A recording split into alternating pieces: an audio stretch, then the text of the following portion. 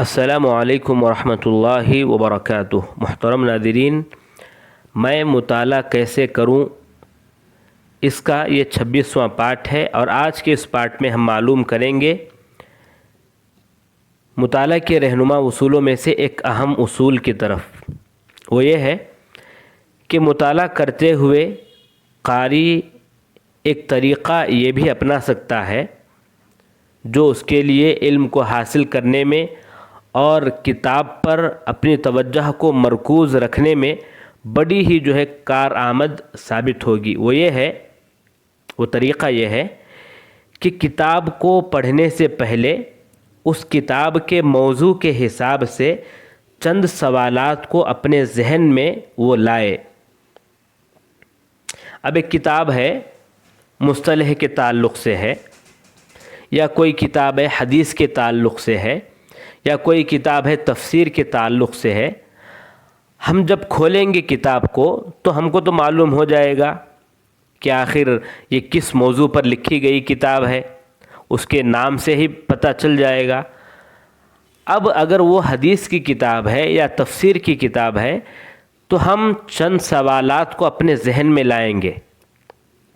حدیث کی کتاب ہے تو ہم چند سوالات کو لائیں گے۔ مثال کے طور پر، حدیث ضعیف کسے کہتے ہیں؟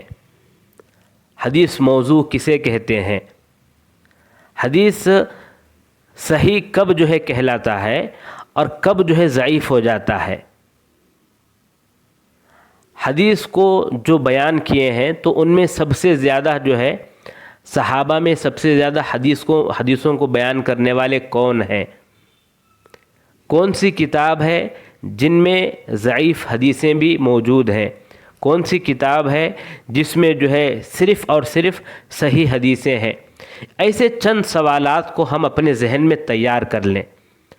اب جب سوالات تیار کر لیے تو اس کے بعد اس کتاب کو پڑھنا شروع کریں، اور اس کتاب کو پڑھتے ہوئے ان سوالات کے جوابات تلاش کرنے کی کوشش کریں۔ اس کا فائدہ یہ ہوگا کہ ہماری مکمل توجہ کتاب پر ہوگی، کیونکہ ہمارے پاس سوالات موجود ہیں۔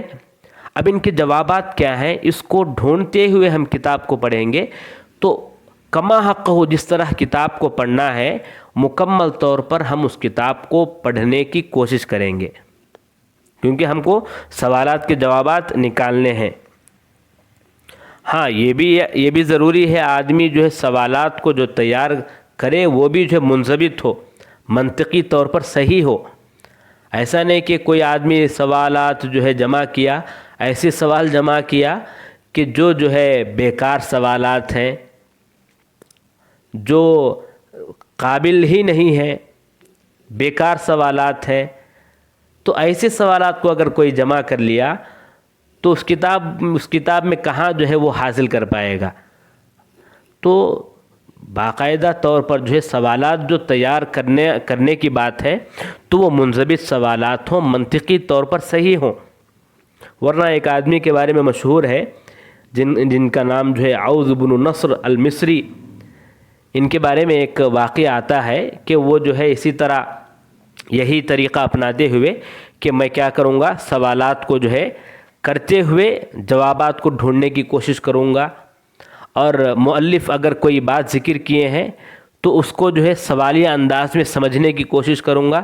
یہ طریقہ اپناتے ہوئے انہوں نے کتاب پڑھنا شروع کیا۔ انہوں نے المفصل نامی ایک کتاب جو نحو میں لکھی گئی ہے، اس کتاب کو اٹھایا، انہوں نے زمخشری رحمہ اللہ کی کتاب ہے۔ تو انہوں نے کیا کیا، پہلا صفحہ کھولا تو پہلے صفحے میں جو پہلی بات لکھی ہوئی تھی وہ یہ ہے کہ اللہ احمد، اللہ احمد۔ اس کا اصل معنی کیا ہے کہ میں اللہ کی تعریف بیان کرتا ہوں۔ اب وہ جو طریقہ لے کر بیٹھے تھے کہ میں سوالات کروں گا، ایک عبارت پڑھوں گا، ایک جملہ پڑھوں گا، اس پر سوال کرتے ہوئے سمجھنے کی کوشش کروں گا، تو انہوں نے کیا کیا، اس پر سوال کیا۔ ایک جماعت ان کے پاس بیٹھی ہوئی تھی، چند لوگ بیٹھے ہوئے تھے، تو انہوں نے ان لوگوں سے سوال کیا کہ یہاں پر دیکھو، زمخشری جو کتاب کو شروع کیے ہیں تو انہوں نے کہا اللہ احمد، انہوں نے یہ نہیں سمجھا کہ اللہ احمدو کے معنی ہے میں اللہ کی تعریف بیان کر رہا ہوں، میں اللہ کی تعریف کے ساتھ شروع کر رہا ہوں، بلکہ انہوں نے اس طرح سمجھا کہ اللہ کے نام کے بعد محمد صلی اللہ علیہ وسلم کا جو نام ہے انہوں نے وہ نام لیا ہے اللہ احمدو۔ تو انہوں نے جماعت سے سوال کیا، لوگوں سے سوال کیا کہ یہاں پر زمخشری نے اللہ کے نام کے بعد محمد کا نام ہی کیوں لیا ہے، حالانکہ کئی انبیاء دوسرے بھی انبیاء ہیں۔